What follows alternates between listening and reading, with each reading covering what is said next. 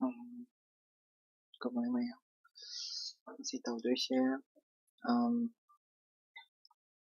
article number 20. Article number 20 से पास रखें को article number 20 दयार से कोगी protection in respect of conviction for offense है वो को offense से जैसा कोगी no person shall be जैसा statement में यार जो को हाँ भाई जहाँ ना पारा के को सीसे no person shall be convicted of any offense except for violations of law in force in times of the commissions of the act charged as an offense, nor be subjected to penalty greater than that which might have been inflicted under the law in force at the time of the commission of the offense. Yam live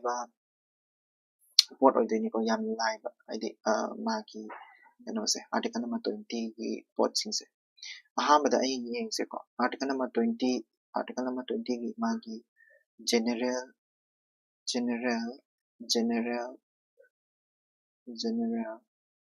applicability हाबदी कना मसीगी article number 20 से पांदे है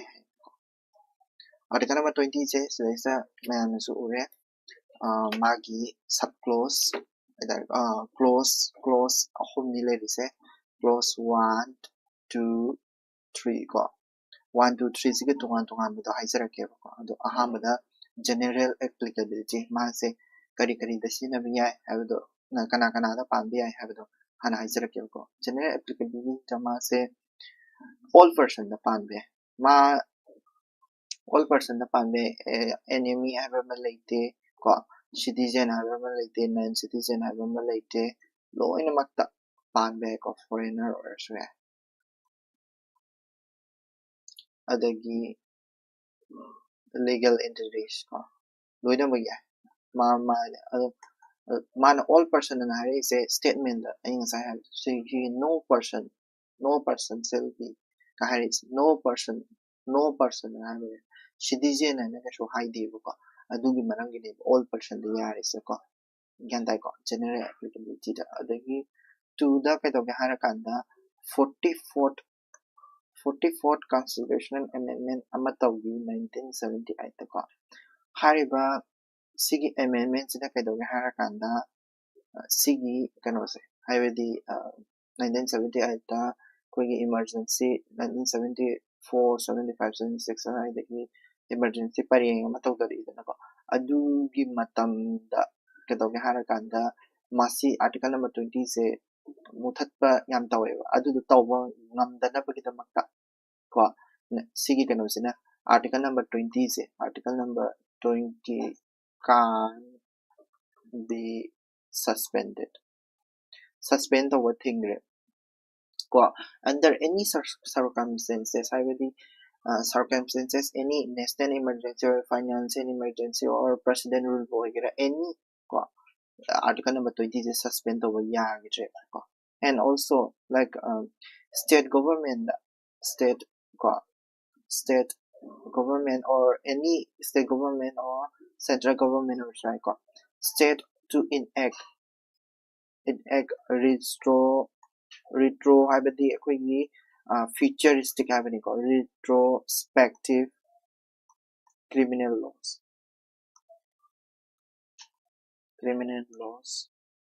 को हाबदी state सिना अखोई futuristic होइबा अखोई future दा law pass तो बदी याहल्ली को and executive power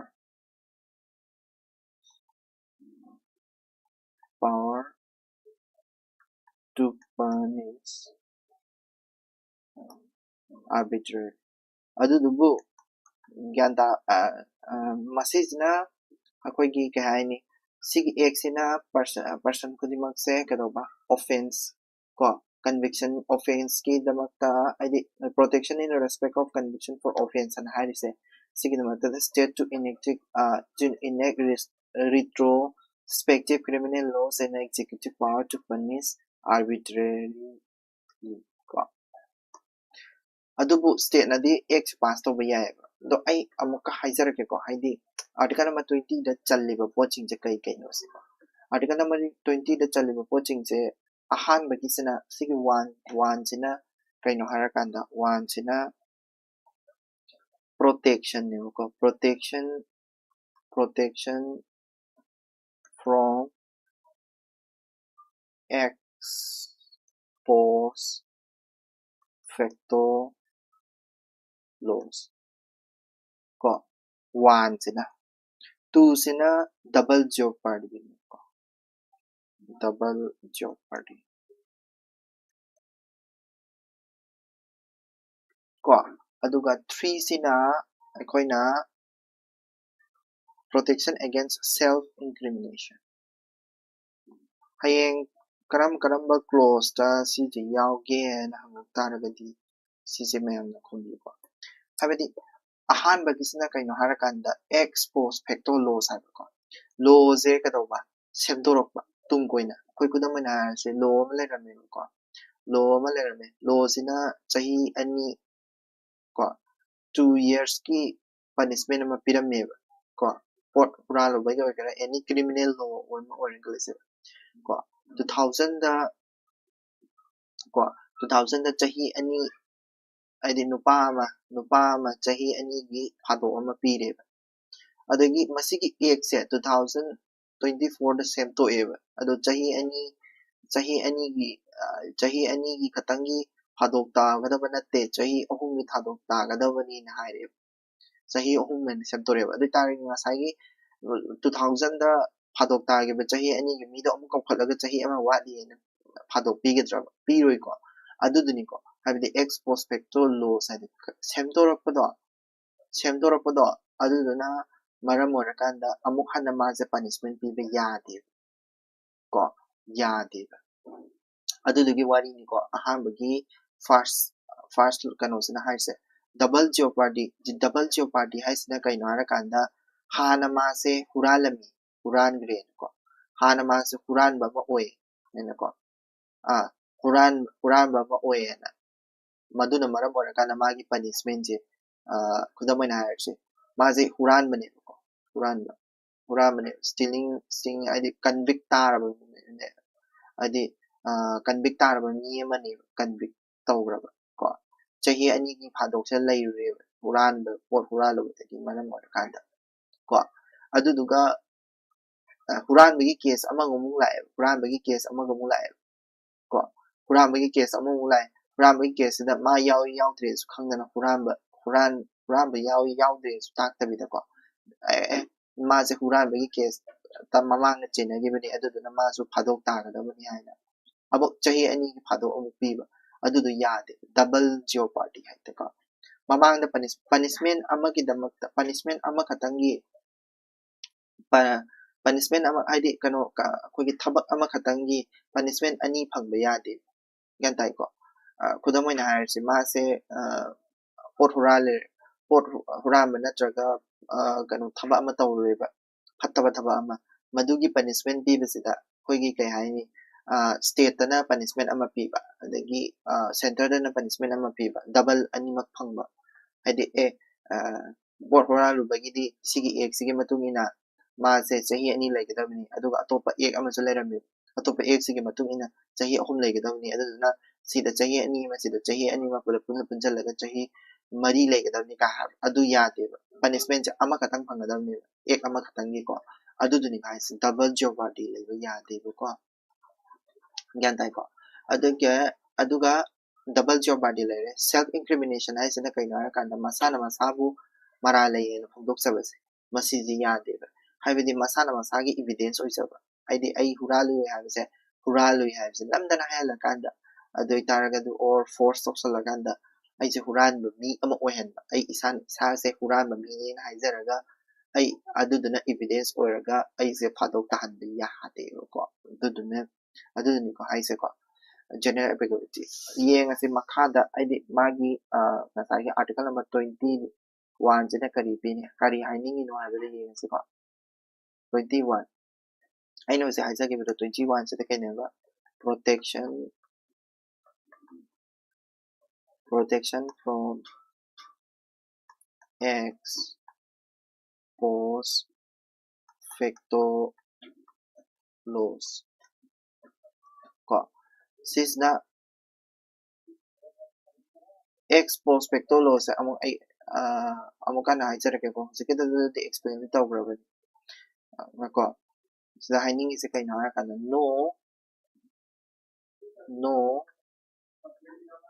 no retro feature haiba retrospective criminal legislation sidaisa criminal legislation ko law semdokpa khudingi punishment change tawba yade ko hana law amta leiramde huranba haiba potse law na yarammiba ko hujikti yadreba huranbase hana yarame hujikti yadreba adudo yadre aira hana hurangiba mido kaukalaga jail da thamjanba yade ko adugumbudu potani ko concept se kaino harakanda concept se kaina kana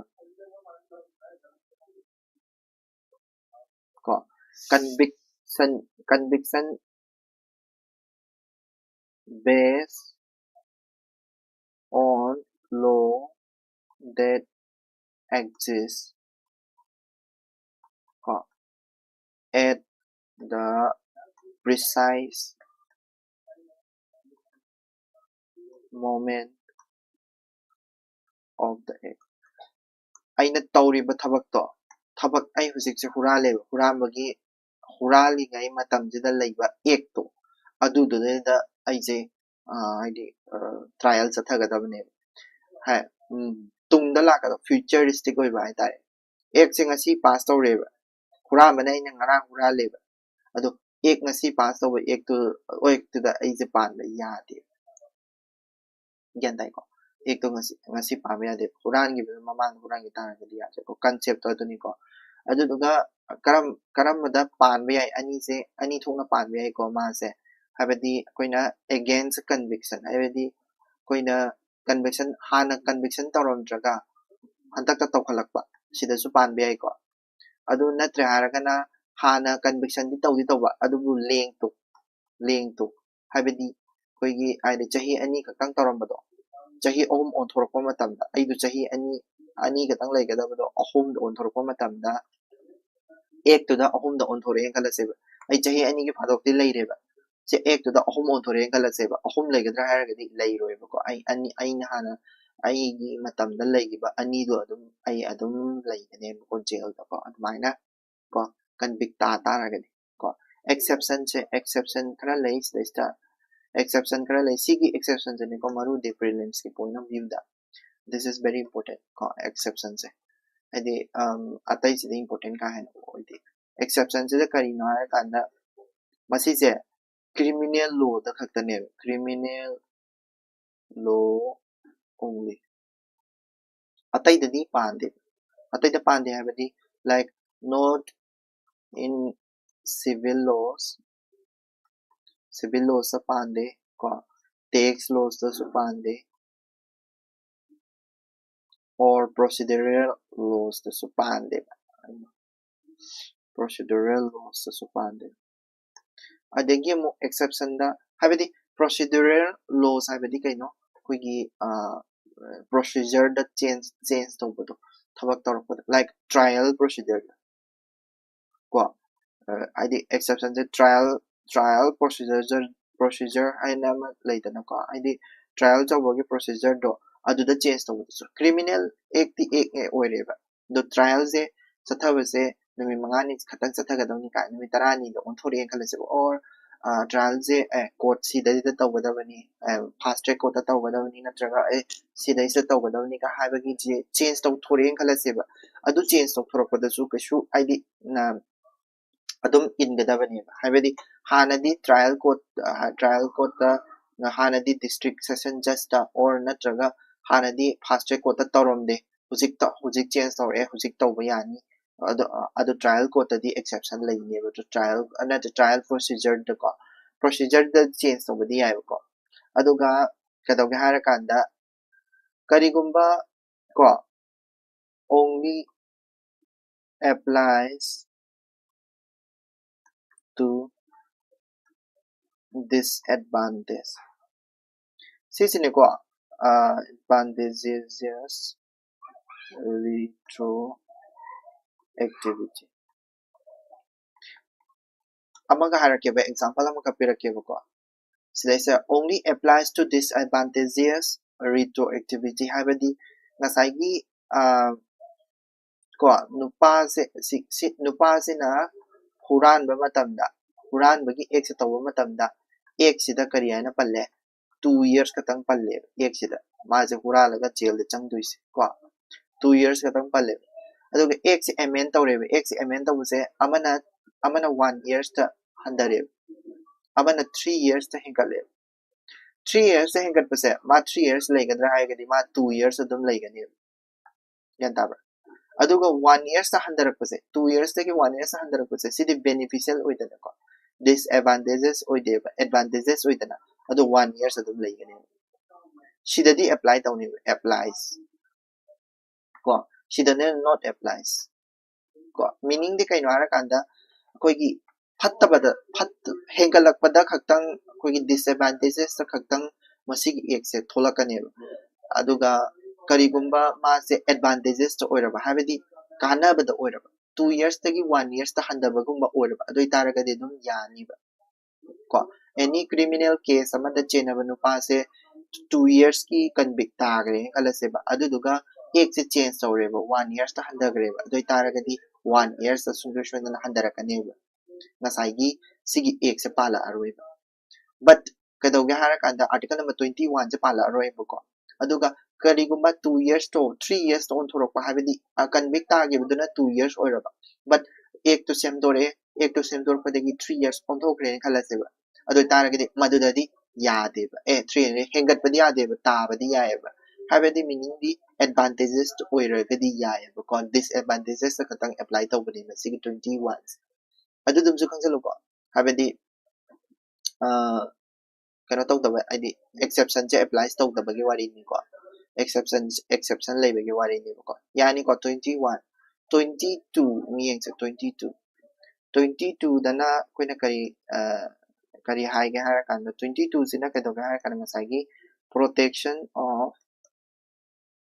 protection against double jeopardy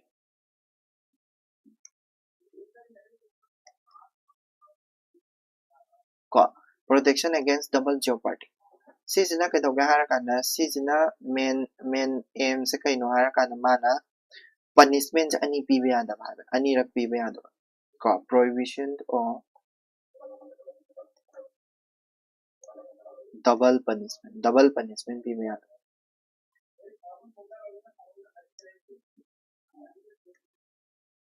खुदा मन हारे से concept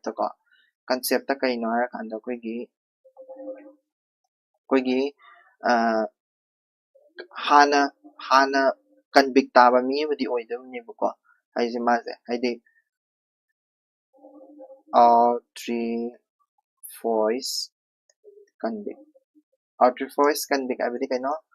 formally convict oigadabne maze formally convict aduduga kadoba formally convicted tawgrabni ko maze punishment phangrabni ko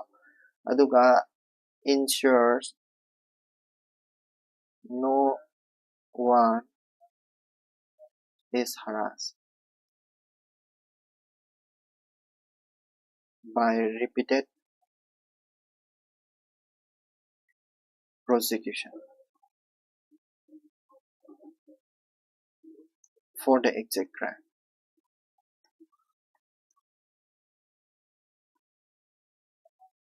ko se hana huralame hana majna ron changame or hana any type of crime tawrami hire khallaseba adugi criminal case ki convict amane convict se majin jail da lairudeba jail da lairuga tholapa matamda thola kanda ma se amuk pharaga nang hana jail da lairubani nangna masigi thabak se tawramba yai haraga phaba yade adusu ko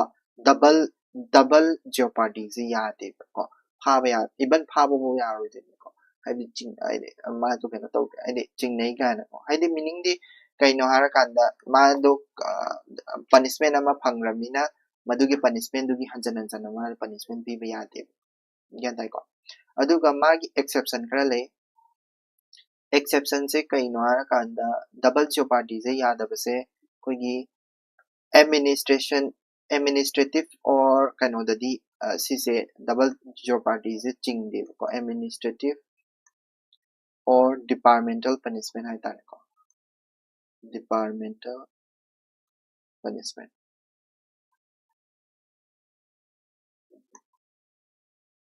sise gyan tabra haidi akhoi IS officer ama lere IS officer se ma se example ni ko IS officer se ma se hamada first ta ma se kedoga hara kanda ma se koi corruption ki charge tagi ko corruption ki charge tagi ko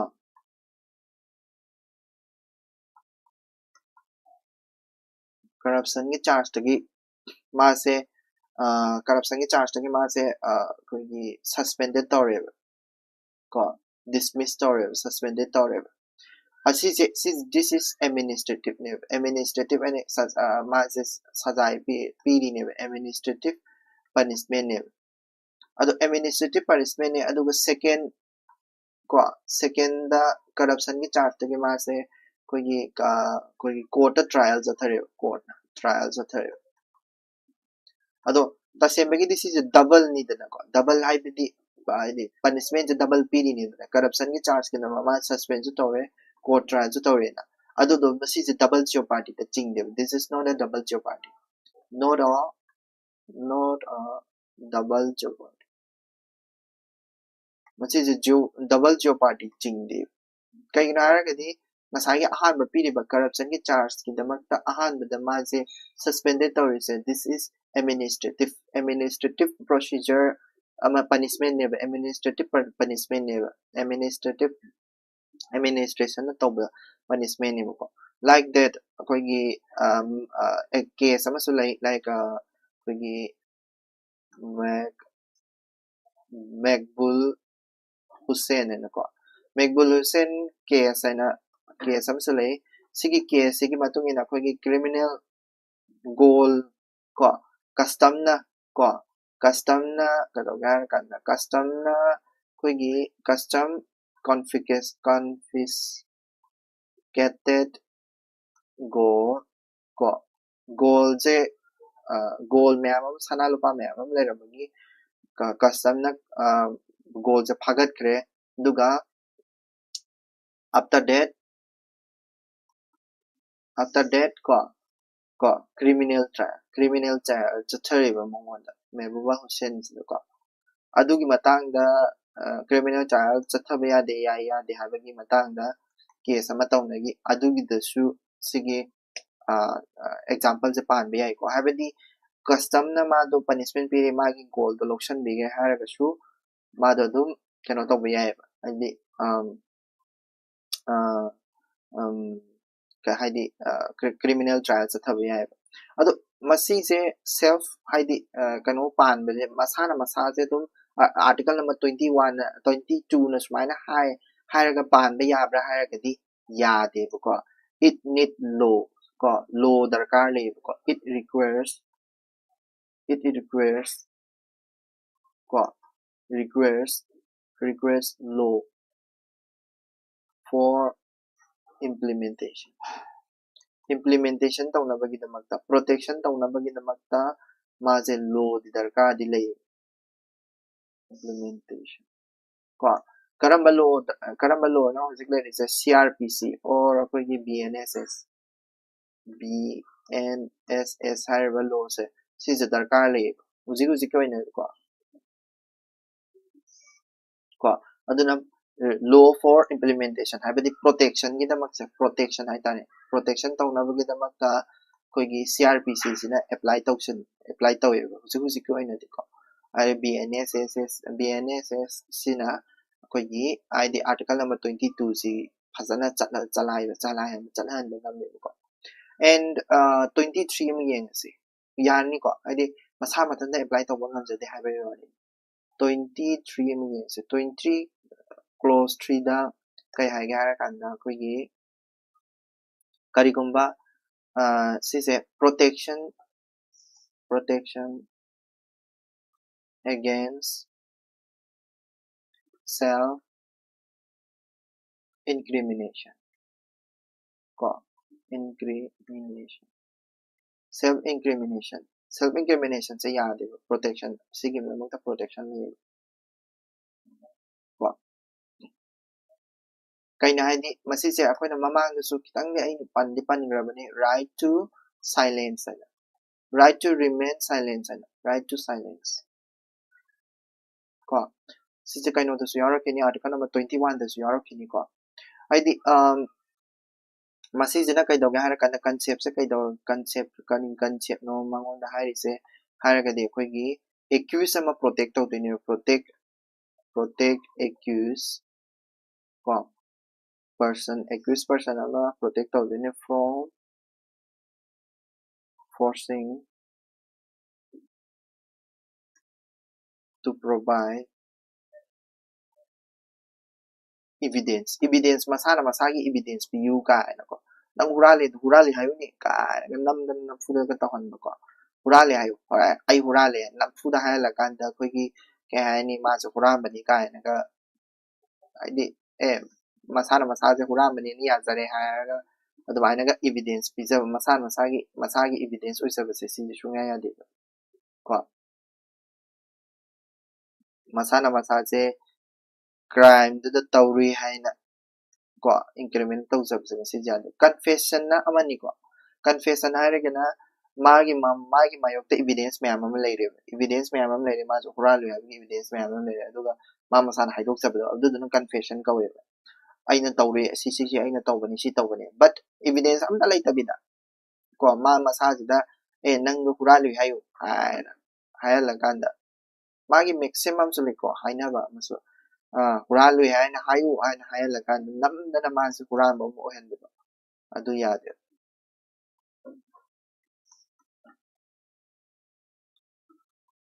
ko sorry magi exception su le magi exception se karam na pan ni exception se ne maru di ko karai da pan ba ya da ge ha do adu ki matang da ni ko habidi material oimna pibadadi ai ep do habidi yadi ai chinna natraga oral natraga kari koigi written hai tare ko oral natraga written proof pibadadi akoi yadi but ai ep do habidi piro habidi madudo ain haidi masina protect tawrise kaino hara kanda masana wat oin haijaba ko natra hara kana written oina piba adugumada yadabane material natraga physically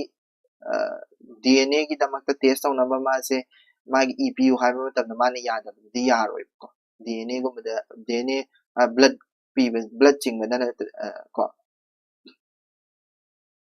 ko evidence like example oina thumb impression piyo haibada pidaba yaroi ko signature piyo haibada pidaba yaroi ko signature piyo haibada pidaba yaroi ko haidi kano o ko adagi blood ko blood piyo haibada pidaba yaroi natraga body exhibition haidi magi masado utlu haiba matamda uttaba yaroi adu natabida nang huramani hayo ka haga huramani ani oral not oral natraga written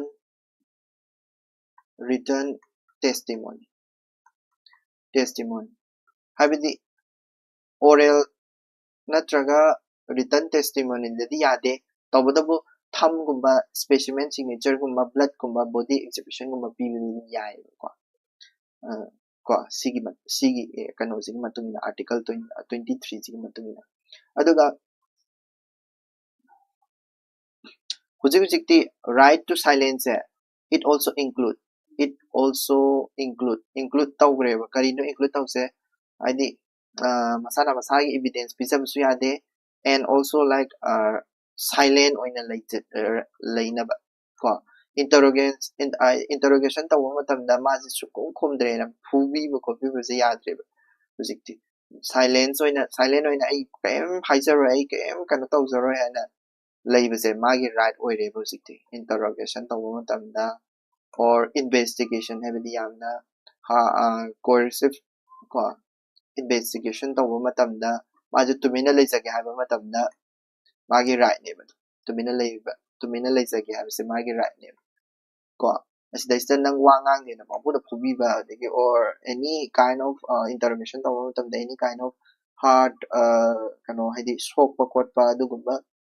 tawba ambo yade bu khangra sigi 23 sigi matungina ko aduna self examination and namfuda pihanba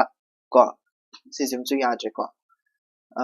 mathang hayeng na 21 do mu tawrase ko 21 natraga foreign lo tawrasu ya